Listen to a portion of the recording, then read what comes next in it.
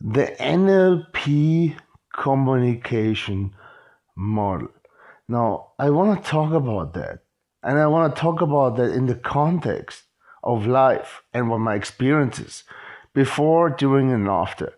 And a lot of people don't even know what this is. Like, what is NLP? Like, I did an NLP course more than 10 years ago because of my boss asked me to. And I said, yeah, why should I? And my boss told me why. And I said, okay, let's go. Not because I do whatever my bosses say, but because in this case, it made sense. Because my boss was a very special boss. Before I go into this model, it was probably the first boss where I had a female relationship. Romantic relationship, and but it wasn't because I wasn't attracted. She was like 10 years older, but she had a brain that, like, every time I had like a meeting with her, I was becoming smarter. And believe me, it wasn't hard in the long run, but it was really really difficult in the beginning. I remember how many times I was running out of the meeting room because, like, I just couldn't deal with it anymore. So I was not prepared for that. I was prepared for business. I was prepared for sales. I had tough managers, but nothing like that. She really tried to get me out of my comfort zone. And her main thing was, this is your comfort zone, and there is where the magic is. So you have to get out of your comfort zone. This is basically the groundwork, okay? And so I'm looking at my own notes because I have been a NLP trainer since forever. But I know also how life works, and I have been on the top of my game in heaven, and I have been down in hell. And believe me, if you're down in hell and you think there's nothing that can help you, I know there is. I don't know if NLP is for you, but eventually you're gonna find something that's gonna work. And I can only tell you with absolute certainty that yes, life sucks many, many stages and many points, but there's so much guidance, so much help that you can use to improve your life that it's a fair game. And for me, saying that, after I tried many times to say, okay, I'm out, let's go, bye bye, it's quite a long shot. So let's talk about this NLP communication system. So basically, you see this arrow. Basically, information comes in. At this point, probably it's around 3 billion bits. I don't know if you're a mathematician, or you cannot even imagine 3 billion bits. We have 8 billion people in the world, on the entire planet. Yet your brain is taking in 3 billion bits. A bit is a bit of information. It could be very small, and it's lots of it every second.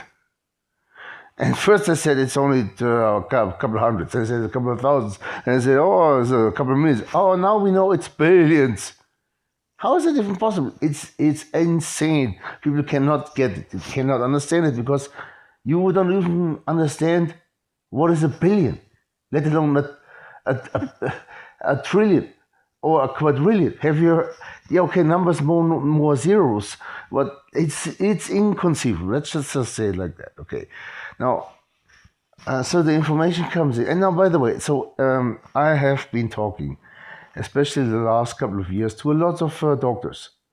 I studied medicine myself in a different field in endocrinology, and yeah, I never really practiced. Because, long story short, let's move on this one. If you're really interested, send me a private message. But yeah, I didn't really. I will probably at some point. But let's just say I was very impatient and I had ADHD. And it wasn't for me. It was boring. It was fucking boring. This isn't though. So, but this is not really medicine. Well, also some degree it is. Because what is actually NLP? Because there's a lot of misconception. Okay, this is manipulating other people. It's like self-help. It's like getting you motivated for things that you don't want to do. No, it kind of is true and it's kind of not. But to some degree, it's actually a manual for your own brain. So it helps you to understand how your brain works. And of course, this is a simplified version. Your brain works a lot more complex. I'm an expert, believe me, because I studied this shit. Yeah, I know everything about hormones and neurotransmitters. But the problem is that this is irrelevant for this model. Because in this case, it's not so much about these hormones and neurotransmitters. So, and that's why this is so revolutionary. Because you cannot say anymore that I don't my brain doesn't produce lots of serotonin, that's why, like, I don't cry when I see, there's another 100,000 people killed in that war. Yeah, okay. Oh, I don't have any noradrenaline produced in my brain, so I'm lying in bed all day and I just can't do nothing about that. So no, yeah, okay, to some degree, yeah, that's all true. That's all true. But the whole thing is like, imagine that all that is true, and there's neurotransmitters and hormones, and there's testosterone. There's lots of things that we have no access to. We can measure it. Yes, we can measure these things. I have measured all my hormones and neurotransmitters to a lesser degree. It's a little bit more complicated, but yes, I know how much testosterone is in my body.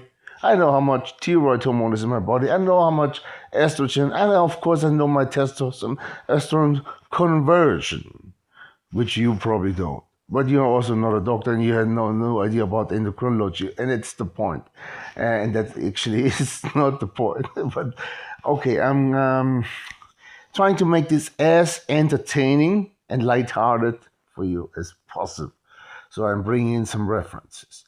But here's the thing. So let's imagine that all these hormones and neurotransmitters don't exist, because we don't even know if they exist. Yeah, we can measure them. That doesn't mean that they exist. Have you heard about quantum physics? No, you haven't.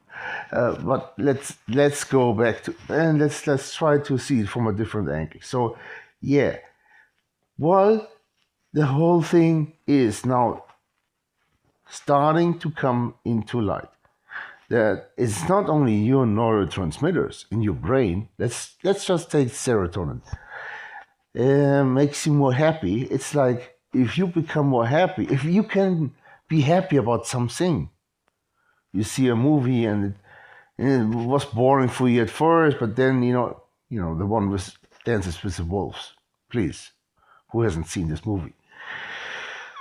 Like, I saw it in the cinema. Like, I was very young. I was 16. I wasn't really that interested. But in the end, when this wolf that formed a relationship with this human got shot, I was crying.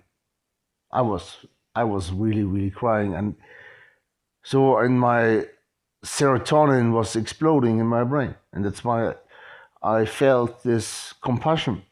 Even though I knew at the time that this was just a movie. Still, so you can actually train your brain. You can. This is where NLP comes in. You can train your brain. So yes, we know all these things, that you are very influenced by your hormones and so on, but you can also influence these.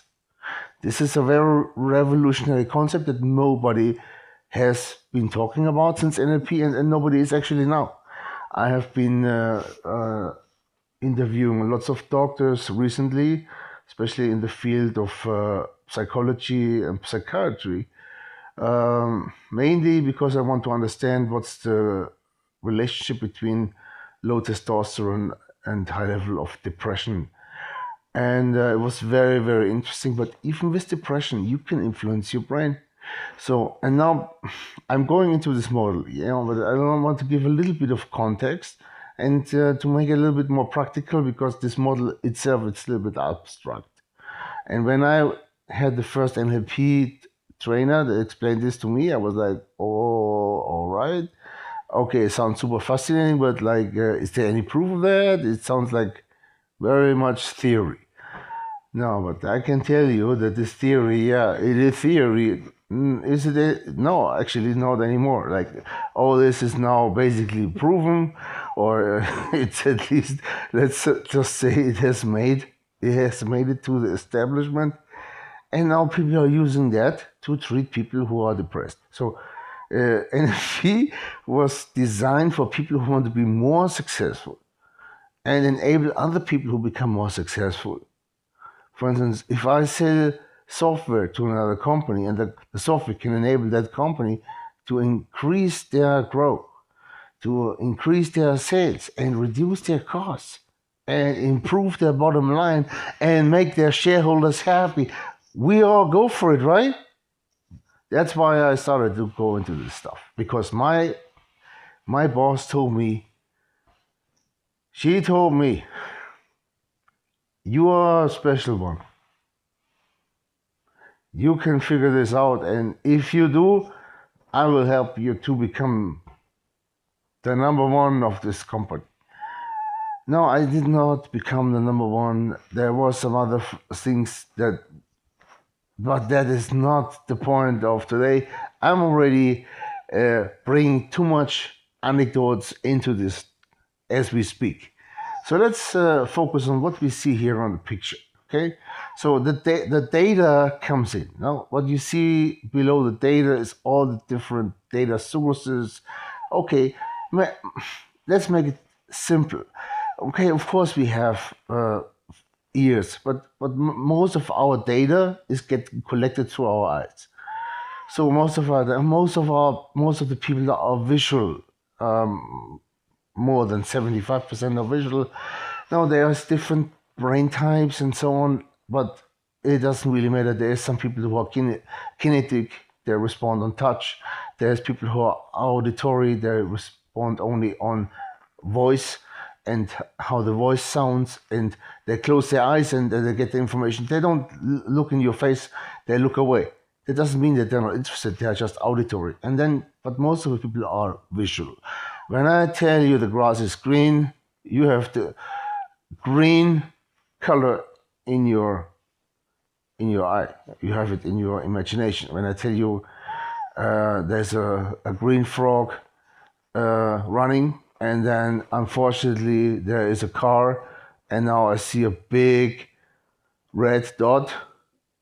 Shit, that's the frog. You see all it, right? And if you say yes, then yeah, you are visual. And so the vision comes in, and then the vision gets filtered.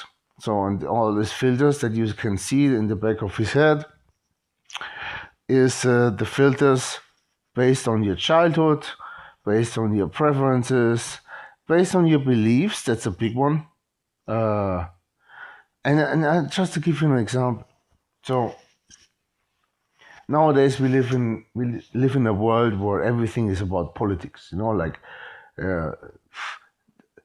20, 30 years ago, nobody talked about politics. It was the most boring topic ever. Now, it's like, if you don't vote for the same party, then your neighbor is a big issue, and so you discuss, okay, what's wrong about that?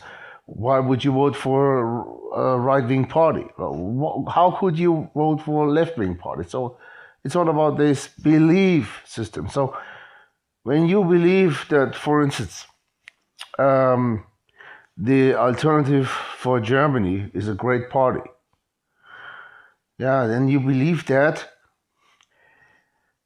I mean, I'm not saying that you shouldn't believe that. It is just an example. So you believe that. So then you read or hear or you see another politician talking about something else, for instance, someone from the opposite party, from the left, the Green Party or the Left Party, and they're talking about something. Now you can't even, you can't absorb this information without filters because of your belief system. And this is just one filter, and there's lots of other filters. The belief system alone translates everything, and it happens so quickly that you have no awareness how it gets filtered. So it comes into your system, and you already have made a decision. But who made the decision? Who made the decision that the information that you got was bogus or makes no sense?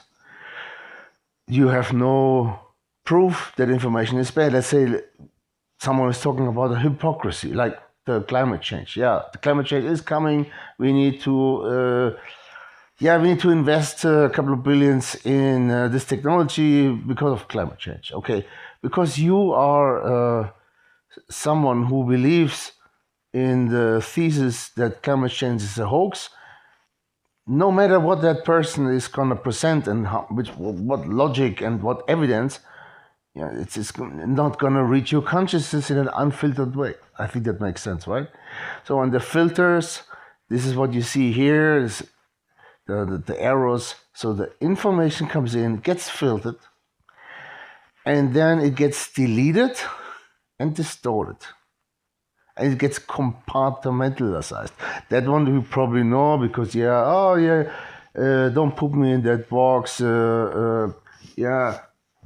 Packen Sie mich nicht in den Schubladen. Yeah, we all tend to do that. And we know that is something we know about ourselves. Yeah? Let's just say something I shouldn't.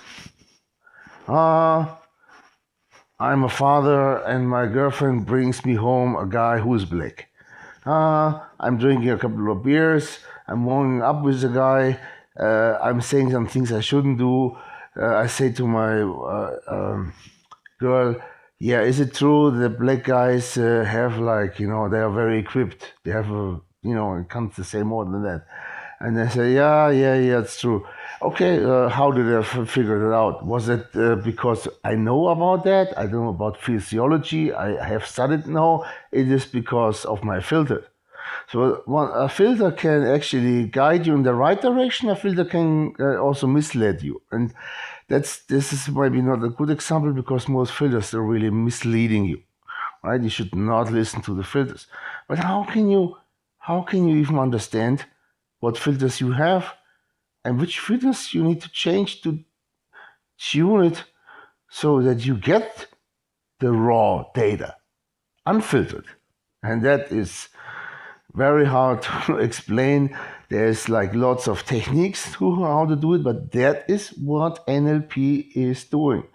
So instead of focusing on that drama and that problem and this and whatever, you are changing a certain filter, and everything that the filter is filtering is getting adjusted.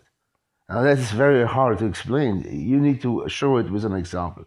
But this is the filters, and I cannot really go into more depth than that. And then behind the head, and I think this is honestly this is probably the longest explanation of the NLP communication model. But I want to make this video because there's so many people who get it wrong, and they explain it in a very technical and very sophisticated but abstract and very hard to follow way, that with no analogies. So I wanna really make sure that if my mom gets it, and by the way, my mom doesn't. This is a disclaimer. She doesn't. Okay, but you are not my mom. My mom is now. I got her laptop when she was 70. Now she's 75. How she can figure this one out? And I don't have the right words in her language, so it's impossible. I mean, it's just not gonna work. So, but let's move forward. So this is probably the most easy to understand. Not only key, to NLP. Who cares about NLP? NL what? What? And neuro-linguistic programming, is that it? Is that what is this guy from Tom Cruise? Is that cult? No, that's Scientology. That's not, no. That's something that. Oh yeah, but it's probably something. It sounds like it's something like that. Oh God, jeez, what would you say? What do you say? Okay, okay, yeah, but I get it. I get it. But that is maybe why I need to go a little bit more into analogies and explain that this is not necessarily a method to manipulate people like Scientology is to a large degree. I mean, there's also good things about Scientology, but I personally don't have any experiences, to be honest. But I know people who will say, yeah, they helped me, they helped me in a good way. I mean, I made a stellar career after I went there. I paid also a shitload of money, but yeah, you can also pay a shitload of money to an AP practitioner, but it's really not the same ballpark. So, but yeah, is it the same direction? No, not really. But let's just say that there's different ways to try to capitalize on the brain and the functionality and the awareness and of your consciousness. And this is basically what this is. And this is basically not only a model of the brain and how the brain works, because like was in the beginning what people said about NLP. No, it's actually more like how your consciousness works, and now we're getting into the real deep stuff. So let's imagine you're getting these 3 billion bits of information.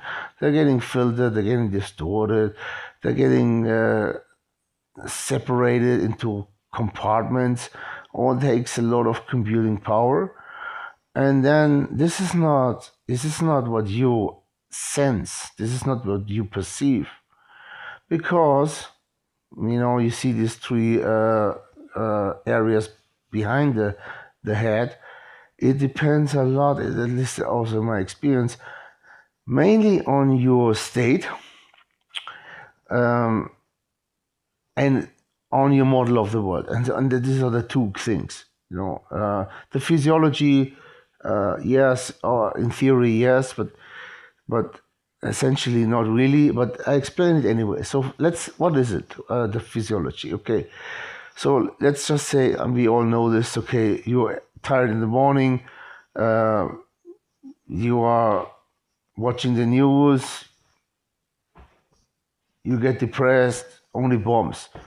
And you come back home from work, you're not tired anymore, you're excited, you had great conversations with your colleagues, whatever it might be. You have been had some beer at the bar, or you went to whatever floats your boat. You went to a gym or a boxing center or whatever it might be, and you come back and you are feeling better, and you're watching the same video again. So is that going to have the same impact? Well, to a certain lesser degree, but it will still have the same impact. Yeah, it will.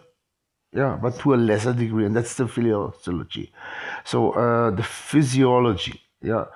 No, but what is going to make a bigger impact? That's your state. It's like, how do you see the world?